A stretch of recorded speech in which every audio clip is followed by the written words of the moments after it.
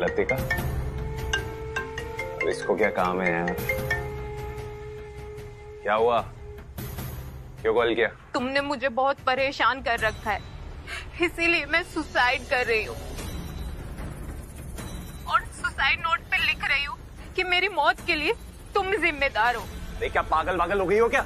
मेरी मौत के बाद तुम जैसे आवारा जिसने लड़कियों को एक खिलौना समझ रखा है, उसे तो मैं जेल भिजवा के ही रहूंगी। मैंने मेरी चिट्ठी में तुम्हारी सारी करतूतों को लिख दिया है, साथ ही एसआई मीत हुड्डा को भी फोन करके बुला लिया है ताकि मेरे मरने के बाद ये चिट्ठी सीधा उनके हाथ लगे। लतिका बेबी मेरी बात सुनो। अच्छा पहले मुझे बताओ तुम हो कहाँ पर? लोकेशन मैं तुम्हें तुम्हारे फोन पे भेज रही हूँ। हाँ, लेकिन तुम्हारे आने का कोई फायदा नहीं होगा क्योंकि मैंने फैसला कर लिया है।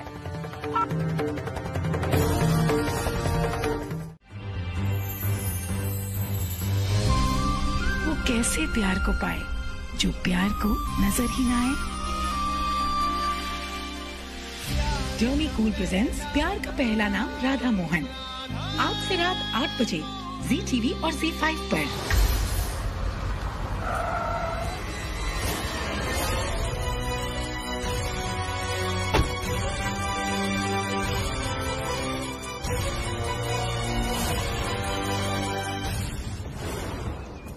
क्या हुआ यहाँ? ये बताऊं भाई साहब, बेचारी एक दुखियारी छोरी रोती बिलखती तेजी से भागकर यहाँ आई। इसके पहले कि कोई कुछ समझ पाता, उसने अपना दुपट्टा और पर्स फेंका और सीधा खाई में कूद पड़ी। पुलिस ने खबर की है, वो आती ही होगी। तुम्हारी कोई लगती है क्या वो? नहीं, पर किसी के मरने पे दुख तो होता ही है ना। वैसे वो भाई साहब वो पर्स कहाँ है जो आप बोल रहे थे? अफवाह है।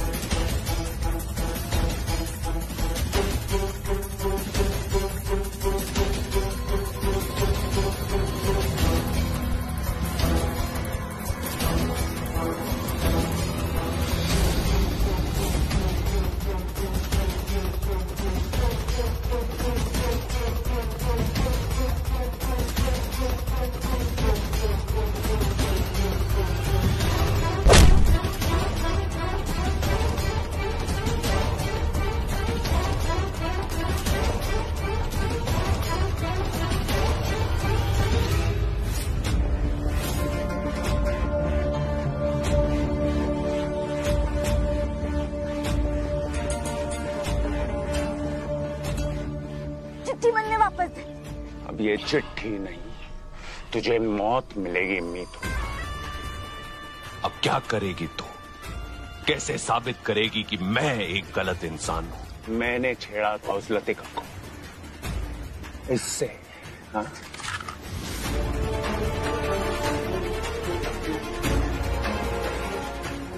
अब तो ये नोट भी लतिका के साथ जाके सुसाइड कर लिया।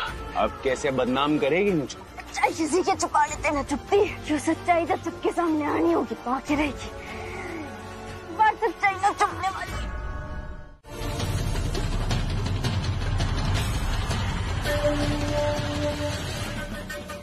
मैं ना पकड़ पा रही। मीत कोई बात नहीं, तुम पकड़ के रखो, मैं रस्सी तुम्हारी ओर फेंकने की कोशिश करता हूँ।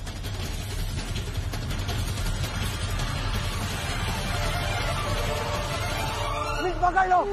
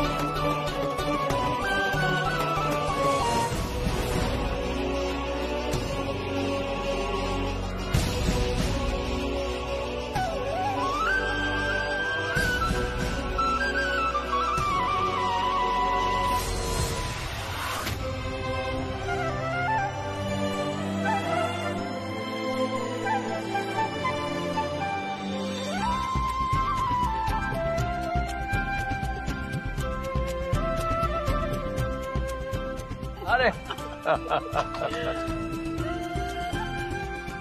शांति बेटा, इस तलवार से ना इस तोरण को छू और फिर घर में प्रवेश कर।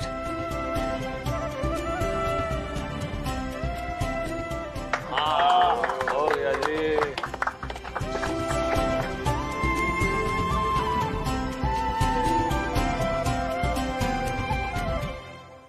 वो मीत भाभी नहीं दिखाई दे रही है?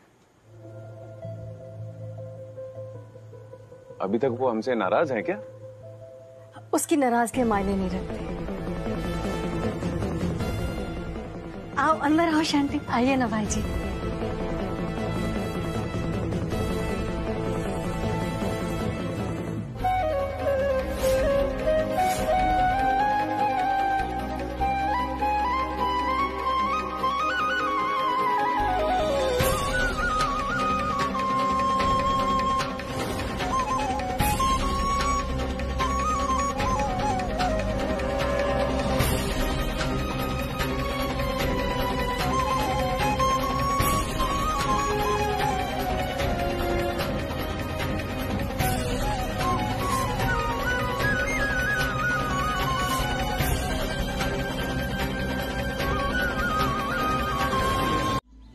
समझ में नहीं आ रहा मैं तुम्हारे सामने खड़ा भी कैसे हो जाऊं मीत। मैं तुम चीख चीख कर बार बार पूरे परिवार को बार बार मुझे बताती रही कि शांति ईशा के लिए सही लड़का नहीं है, लेकिन हम में से किसी ने तुम्हारी बात नहीं मानी। बस तुम्हें गलत समझते रहे मीत, और तुम्हें बड़े बड़े शब्द कहे थे Meet, I will always be there with you. तुम्हारा मीत तुम्हारा साथ कभी नहीं छोड़ेगा मीत, ट्रस्ट मीत। और जिस दिन उसकी मीत को उसकी जरूरत पड़ी वो मीत वहां था ही नहीं, बल्कि उससे बदतमीजी करने लगा, उससे बहस करने लगा, उसके साथ रूड बिहेवियर। आज मैं एक पति के फर्ज से तो चूका ही, साथ में एक भाई के फर्ज से भी चूक गया मैं। हाँ तो मेरी जगह तुम ईशा का भाई बनकर वो सारे फर्ज निभा रही थी, उसकी रक्षा कर रही थी मीत। अगर तुम अपने दिल की बात ही नहीं सुनती तो मेरी बहन। हाँ तोड़ू ना, देख मेरे मन में ना कोई भी बात ना है, मन में अच्छी तरीके से पता था। जब तक सच्चाई पता चलेगी एहसास हो जाएगा कि सैंटी ईशा के लिए के किसी का भी जीवन साथी बनने के लायक नहीं। कोई बात नहीं। मुझसे इतनी बड़ी गलती कैसे हो सकती है? मैंने तुम्हारी बात नहीं मानी, मैं उस शांति की बातों में आ गया, पूरे परिवार को नहीं समझा पाया मैं। मीत ये तो सही नहीं है ना, मीत को अपनी मीत की बात तो सुन।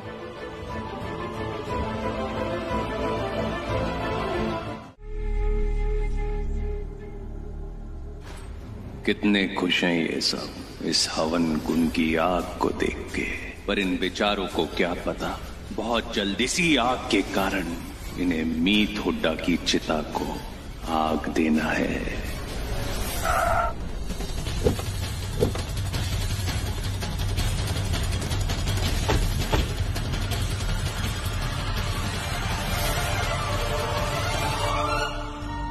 बहुत सुंदर लग रही है।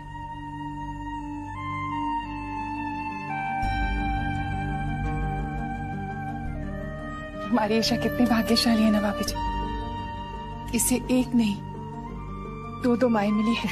मासूम हमेशा कहती है कि आप सबसे ज्यादा लाड ईशा को ही करते हो। सच तो कहती है मासूम, आपने ईशा की आंखों में कभी आंसू नहीं आने दिए।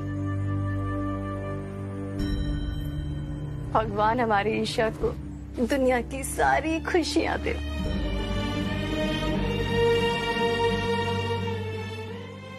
अब कुछ नहीं हो सकता, शायद अब मीत भाभी भी मेरी किस्मत नहीं बदल सकेंगी। तोड़ू राम, चल सबने चल के सब बता देते हैं। नहीं मीत, हम ऐसे नहीं बता सकते। मॉम की तबीयत ऑलरेडी बहुत खराब है। अगर हमने घर में किसी भी तरह का हंगामा क्रिएट किया तो मॉम की तबीयत और बिगड़ जाएगी। और घर में इस वक्त शहर के नाम चीन लोग आ रखे हैं। मैं नहीं चाहता कि अलावत परिवार के नाम पर किसी भी तरह की कोई आ जाए। तुम समझ रही हो मैं क्या कह रहा हूँ? हमें कोई और रास्ता निकालना होगा। मीत, हम डैड से चल के बात करते हैं ना। डैड इस घर के बड़े हैं, वो इस मामले को बेहतर हैंडल करेंगे, हमसे बेहतर फैसले ले पाएंगे वो।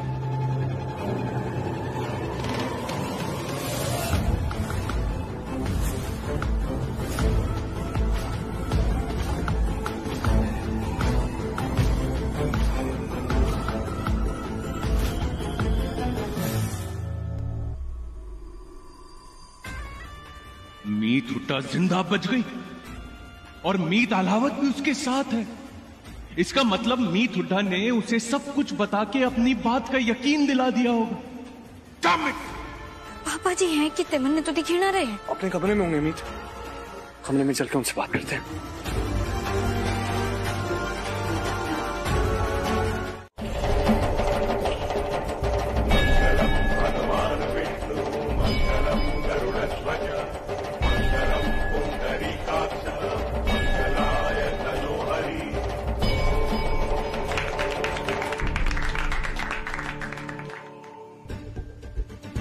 परमीत ईशा कहाँ रह गई है? अब तक तो डैड को उससे ले आना चाहिए था ना, अब तक नहीं आई। ले तो आना चाहिए था। मैं ही जाकर देखता हूँ।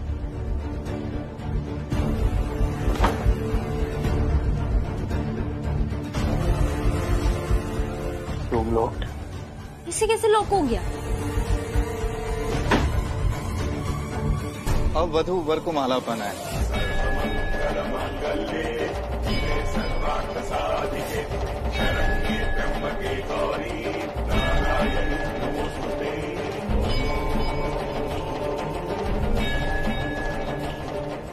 ईशा बेटा बहना,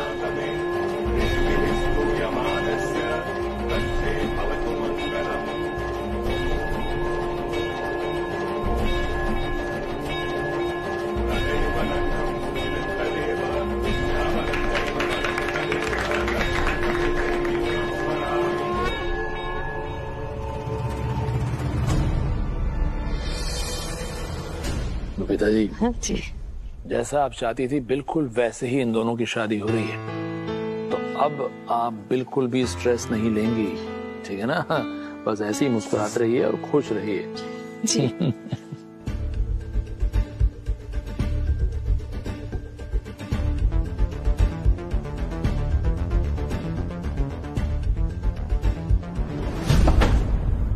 हेलो, कोई बाहर है क्या? मैं भी आता हूँ। राजीव, हाँ कहाँ जा रहे हैं आप? अरे बहू और मीत पुत्र नजर नहीं आ रहे, शायद ऊपर कमरे में हूँ मैं। 1 मिनट में आया।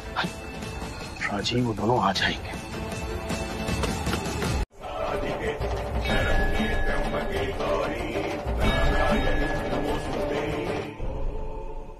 कोई है बाहर? क्या हुआ? तुम लोग क्यों चिल्ला रहे हो? तुम लोग यहाँ मेरे कमरे में लॉक कैसे हो गए? डैड हम आप ही का इंतजार कर रहे थे। डैड आपको बहुत अहम फैसला लेना, आपको ये शादी रोकनी होगी। जल्दी चलिए प्लीज। क्या? हाँ डैड प्लीज चलिए। चौथा फेरा संपन्न हुआ।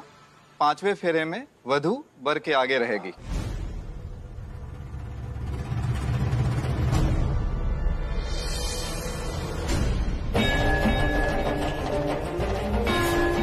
भैया भाभी ये बाहर कैसे आ गए? इनको तो मैं लॉक करके आई थी ना। इससे पहले कि वो यहाँ पहुंचे मुझे जल्दी से फेरे पूरे करने होंगे।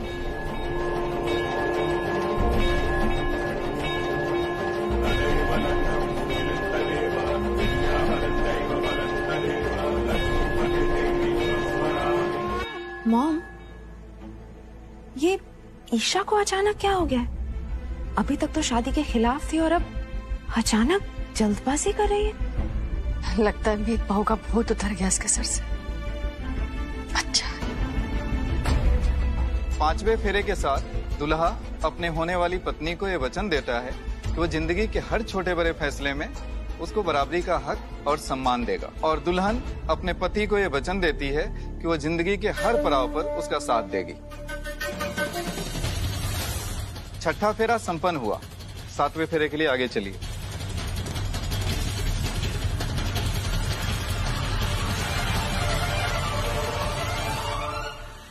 फेरे संपन्न हुए।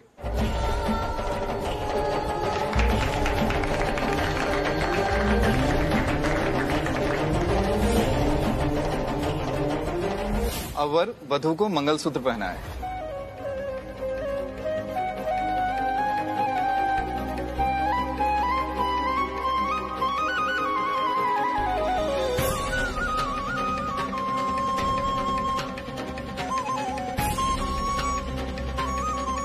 और अब सिंदूरदान की रस्म होगी।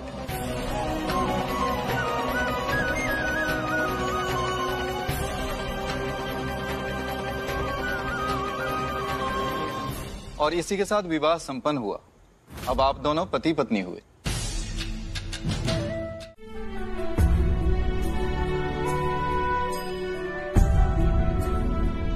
बेटा, अगर सारी बातें हो गई हो तो बाकी की रस्में पूरी कर लें।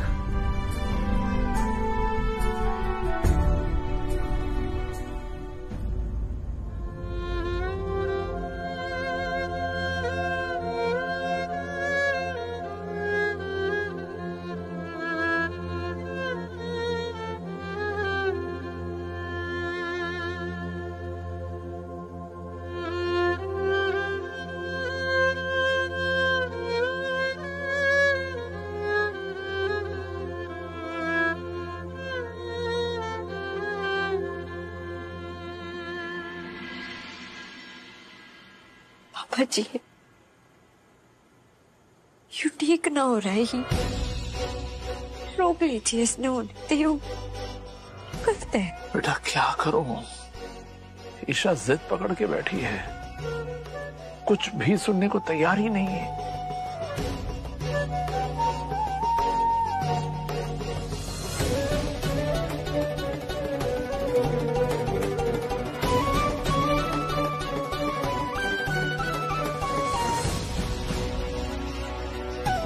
बेटा, जिंदगी में गलत पते की ओर बढ़ने से तकलीफ ही मिलती है, मंजिल नहीं। ऐसे में हमें वो गलत रास्ता छोड़कर वापस लौट आना चाहिए, जिंदगी को एक और चांस देना चाहिए। ताऊ जी, मेरा विश्वास कीजिए, मैं वहाँ बहुत खुश रहूंगी।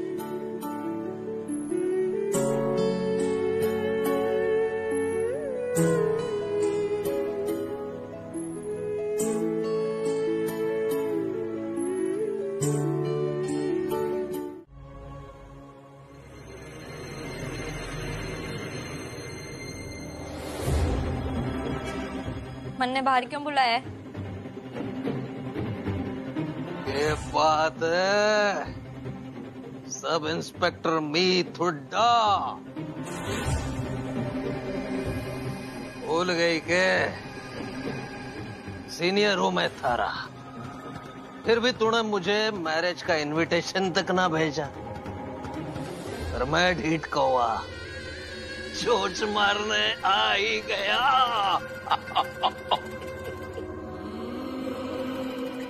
अभी आप होश में ना है, बाद में बात करेंगे। तेरा नसीब लिखते समय भगवान शायद कॉमेडी मोड में था।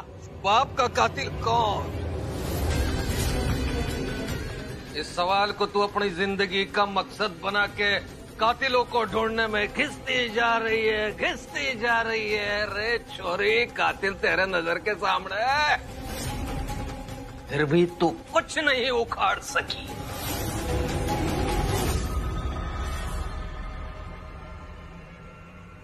क्या मतलब?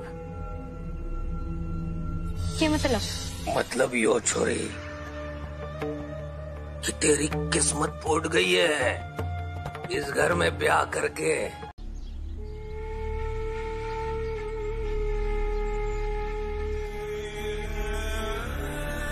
क्या हो गया? किस बात का इंतजार हो रहा है? गृह प्रवेश का? कलश पे अपना पैर लगाओगी, कुमकुम पे चल के अपने पैरों की छाप लगाओगी, तभी इस ससुराल में एंटर करोगी। हाँ, इन सारी रस्मों का ड्रामा तुम्हारी माँ के यहाँ खत्म हो चुका है। चलो अंदर। इसी रस्म की कोई उम्मीद नहीं है मुझे तुमसे, और ना ही मैं कोई रस्म करना चाहती हूँ। नहीं मानती मैं शादी को। आप लोगों की वजह से मैंने अपने मीत भैया और भाभी को कितनी तकलीफ दी है। मेरे ताऊ जी को इतना दुख पहुंचाया है। मैंने वो सब कुछ किया जो आप लोग चाहते थे, लेकिन अब आप लोग मुझे ऐसे इस घर में आने के लिए मजबूर नहीं कर सकते। डैड, मेरे को इसी बात का डर था। इस लड़की की शक्ल तक मुझे पसंद नहीं और आपने जबरदस्ती मेरी शादी कराई। और ये बिल्ली क्या मुझसे मुंह लगाई थी? डैड ना, मैं ना कुछ कर दूंगा। अब आप ही संभालो उसे।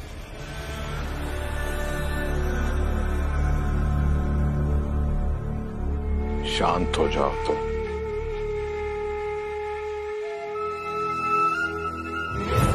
ईशा मेरा प्यारा सा बच्चा, क्या हो गया?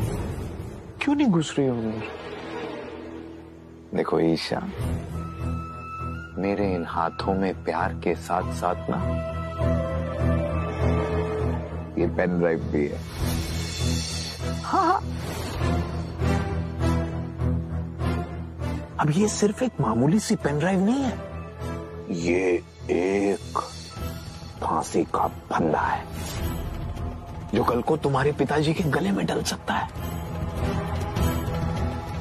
देखो ईशा, मैं ना तुम्हें ब्लैकमेल नहीं करना चाहता हूं, इसीलिए तुम जल्द से जल्द मान जाओ कि शैंटी, ये घर, ये परिवार ही तुम्हारा अब पिंजरा है।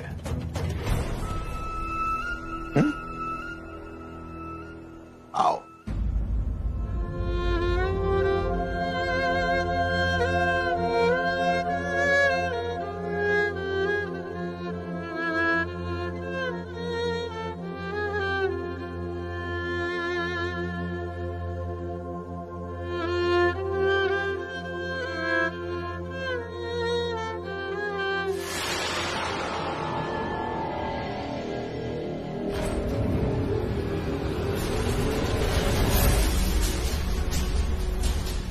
कहां जा रही है?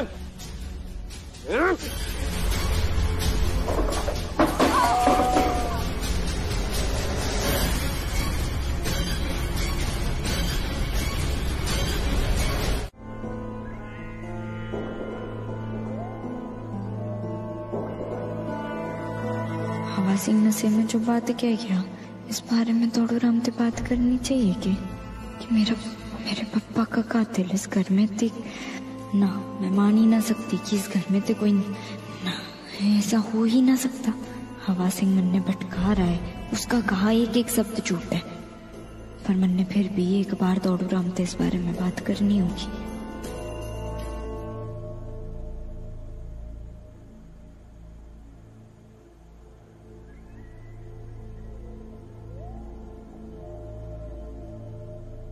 दौड़ू राम, मैंने तेरे से कुछ बात करनी है। मीत, मुझे पता है तुम जो कुछ भी कहने वाली हो सही कहने वाली। यही कहना चाहती हो ना तुम कि हमें किसी भी हाल में ईशा को इस घर में वापस लेकर आना है। मैं इस बात से अग्री करता हूं मीत, पर हम वहां जा नहीं सकते। सही है, अब ईशा ने बचाने के बारे में सोचना होगा। मैंने यो बातें दौड़ू राम ने बताई तो यो भी खामखा परेशान हो जाएगा। पर हमारी बहन है वहाँ, क्यों ना जा सकते हम? क्योंकि डैड ने कहा है कि इस मैटर से लीगली डील करना पड़ेगा, इसलिए वो लॉयर्स को ढूंढ रहे हैं, लॉयर से बात करने की कोशिश कर रहे हैं। और लेकिन अगर उससे पहले हमने कुछ करने की कोशिश की ना मीत, तो ईशा के लिए बहुत बड़ी प्रॉब्लम खड़ी हो सकती है। लेकिन तुम फिक्र मत करो मीत, सुबह उठते ही मैं शैंटी से आंखों में आंखें डालकर बात करने वाला हूँ। मीत, आज रात मैं तुम्हारे साथ नहीं हूँगा, मैं मॉम के पास आऊंगा। इस बीच जो कुछ भी हुआ है, जितना भी वक्त गुजरा है ना, मैं मॉम से ठीक से बात कर पाया हूँ, ठीक से मॉम के साथ बैठ पाया। और तुम्हें तो पता है ना, मॉम की तबीयत खराब है। मैं जानता हूँ डैड वहां होंगे, लेकिन अगर मैं भी वहां आऊंगा, उनसे थोड़ी बात करूंगा, शायद उन्हें बेहतर महसूस हो। मॉम से मिलकर आता हूँ।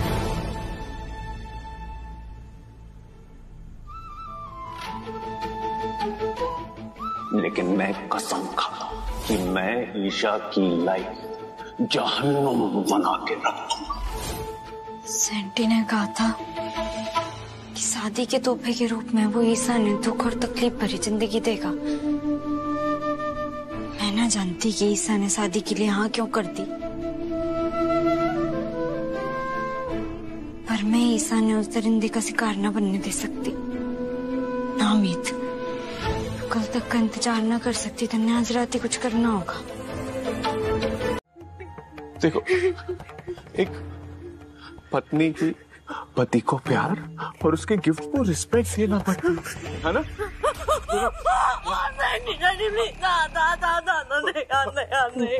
जाओ उसे उठाओ। प्लीज, मुझसे ना नहीं होगा। मुझे ना कॉकरोच से बहुत डर लगता है। डर लगता है? मैं ये डर तुम्हारा निकाल देता हूँ।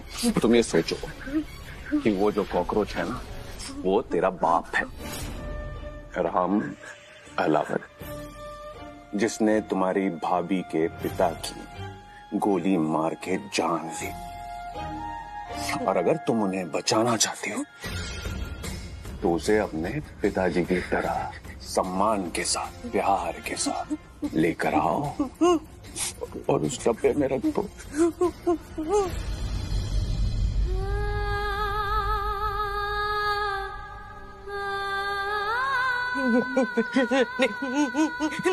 नहीं होगा मुझे, नहीं होगा।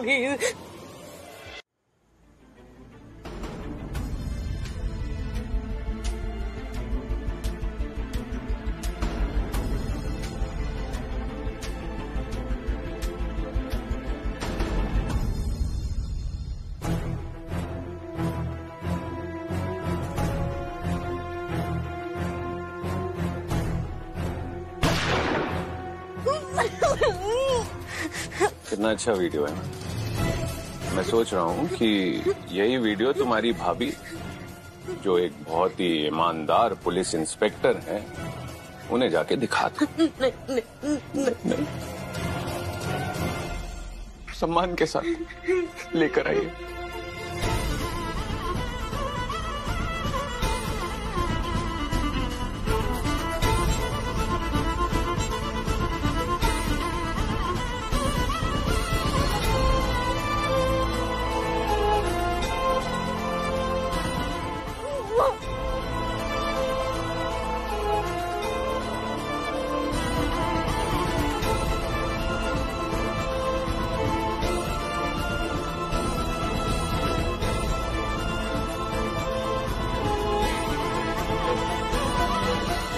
क्या बात है, वेल डन।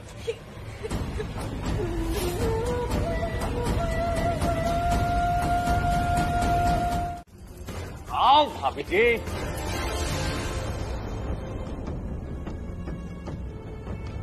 आज थोड़ी खुशियां हमारे साथ भी बांट लीजिए भाभी जी।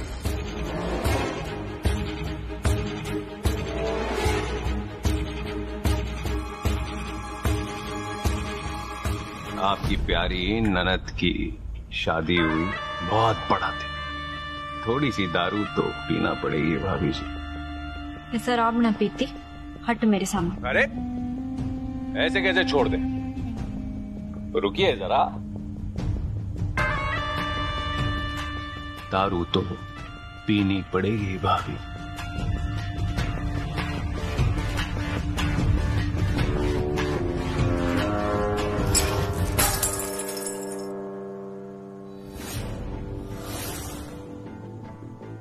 शांति शांति शांति।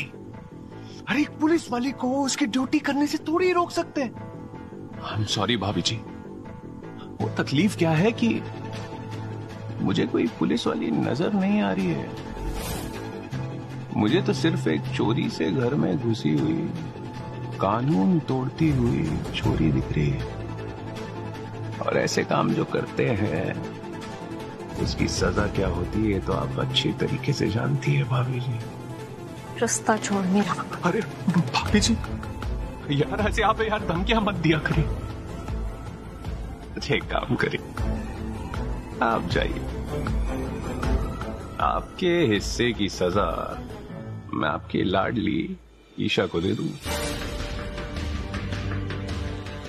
वो क्या है ना, मैं आपको ना मार सकता हूं ना टच कर सकता हूं भाभी जी। तो मैं ना अपना सारा हाथ साफ कर लेता हूं आपकी लाडली ईशा पर, और उसके जो ये फोटो या वीडियो बना के आपको भेज दिया करूं। आप जाइए। भाभी जी तू चाहता क्या है मेरे ते? अब सही आवाज सुनाई दी ना भाभी जी, अब सही आवाज सुनाई दी। मैं क्या चाहता, मैं ज्यादा कुछ नहीं भाभी जी, थोड़ी मौज और थोड़ी मस्ती। आंटी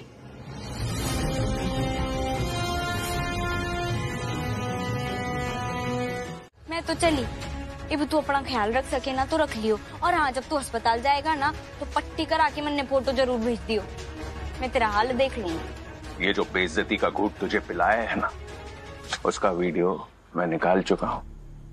अब देख मैं इसे किस किस को भेजता हूं।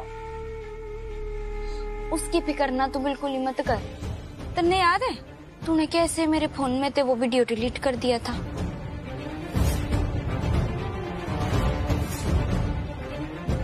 बस बिल्कुल उसी तरह मैंने भी तेरे फोन में ते वीडियो डिलीट कर दी।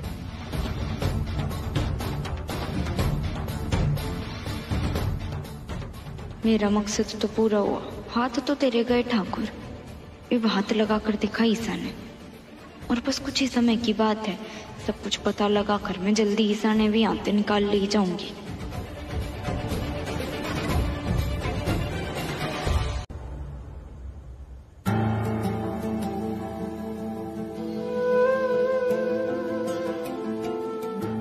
माता रानी, मैं अच्छे तरीके से जानती हूँ कि हवा सिंह मेरे पापा के कातिलों के साथ मिला हुआ है। वो मन्ने कभी सच्चाई तक ना पहुंचने देगा, बस मन्ने गुमराह करने की कोशिश कर रहा है। फिर भी न जाने क्यों उसकी बातें ना मेरे कानों में गूंज रही हैं। मैं जानती हूँ लावत परिवार से कोई मेरे पापा का कातिल होना तो दूर की बात है, दूर दूर तक किसी का कोई लेना देना ना होगा इस मामले से, पर फिर भी अजीब सा डर लग रहा है। माता रानी, चाहे जो हो जाए अलावत परिवार से कोई मेरे पापा का कातिल ना होना चाहिए। पूरे 101 दिए जलाऊंगी।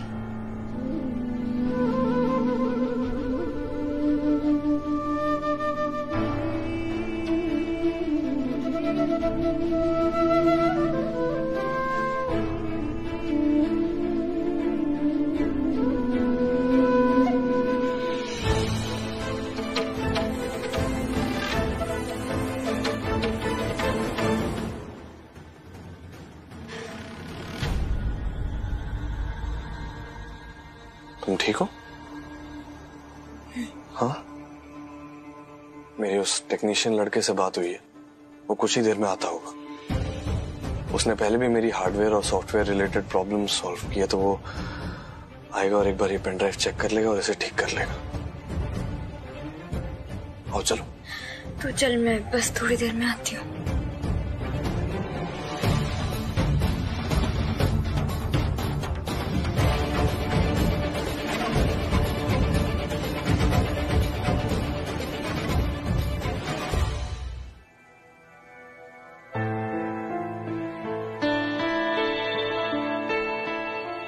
अरे पुत्र, अभिषेक तुम यहाँ?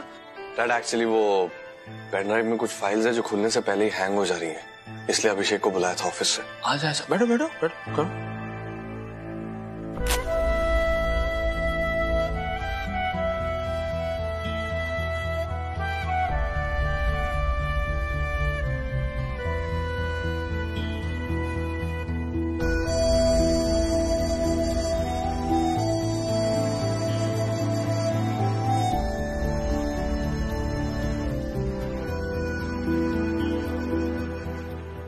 अरे पुत्र, तू जरा 2 मिनट मेरे साथ चल जरा।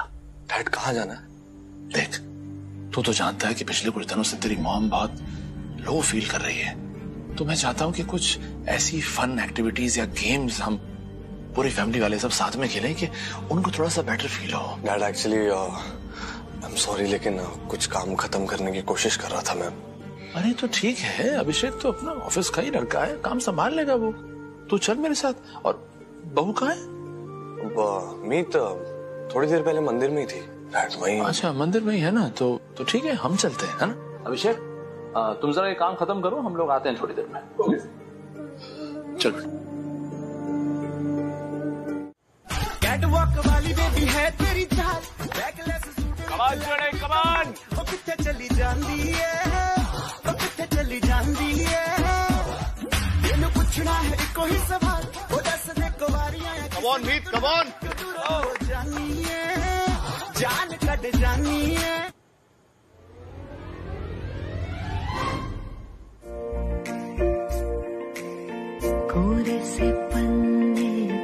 जैसे ये दिल ने कोई गजल पाई, पहली बारिश इस ज़मीं पे इश्क ने बरसाई। मीत मामू, उस्ताद मामी, ये स्टैचू वाली गेम नहीं है, रनिंग वाली गेम है। उठो ना, हमें और खेलना है।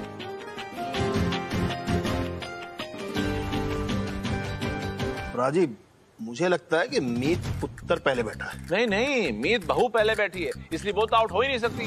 नहीं नहीं नहीं डैड, भाई पहले बैठा है, मैंने देखा है, पहले भाई बैठा है। नहीं नहीं, मैंने देखा। एक मिनट। भले हमारा मीत पूरी चेयर पर कब्जा जमा कर बैठा है, पर मीत बहू पहले बैठी थी।